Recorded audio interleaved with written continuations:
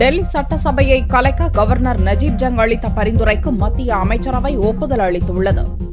டெல்லி சட்டசபையை கலைத்துவிட்டு தேர்தல் நடத்த உத்தரவிடக் கோரி உச்சநீதிமன்றத்தில் ஆம் ஆத்மி மனு தாக்கல் செய்தது. வழக்கை விசாரித்த அரசியல் சாசன அமர்வு நவம்பர் 11ஆம் தேதிக்குள் டெல்லியில் மக்களாட்சியை ஏற்படுத்துவது குறித்த முடிவை எடுக்க வேண்டும் என டெல்லி கவர்னர் நஜீப் ஜங் மற்றும் மத்திய அரசுக்கு காலக்கெடு விதித்தது. டெல்லியின் முக்கிய கட்சிகளான பாரதிய ஜனதா, ஆம் ஆத்மி, காங்கிரஸ் கட்சிகளின் தலைவர்களை தனித்தனியாக அழைத்து கவர்னர் ஜங் பேச்சுவார்த்தை நடத்தினார். அப்போது 3 கட்சிகளுமே ஆட்சி அமைக்க விருப்பம் தெரிவிக்கவில்லை. சட்டசபையை கலைத்துவிட்டு மறுதேர்தல் நடத்த வேண்டும் என 3 கட்சிகளின் தலைவர்களும் வலியுறுத்தினர். இதைத் தொடர்ந்து மத்திய அரசுக்கும் ஜனாதிபதிக்கும் கவர்னர் நஜீப் ஜங் பரிந்துரை அளித்தார். இதனிடையே டெல்லியில் பிரதமர் மோடி தலைமையில் கூடிய மத்திய அமைச்சரவை கவர்னர் ஜங்கின் பரிந்துரைக்கு ஒப்புதல் அளித்துள்ளது. இதன் மூலம் டெல்லியில் விரைவில் சட்டசபை தேர்தல் நடப்பது உறுதியாகியிருக்கிறது. மொத்தம் 70 உறுப்பினர்களை கொண்ட சட்டசபையில் 29 எம்எல்ஏக்களின் பலத்துடன் விளங்கும் பாரதிய ஜனதா முதலில் ஆட்சி அமைக்க முடிவு செய்திருந்தது. பெரிய கட்சி என்ற முறையில் பாரதிய ஜனதாவுக்கு அழைப்பு விட ஜனாதிபதி பிரணாப் முகர்ஜியும் ஒப்புதல் அளித்திருந்தார்.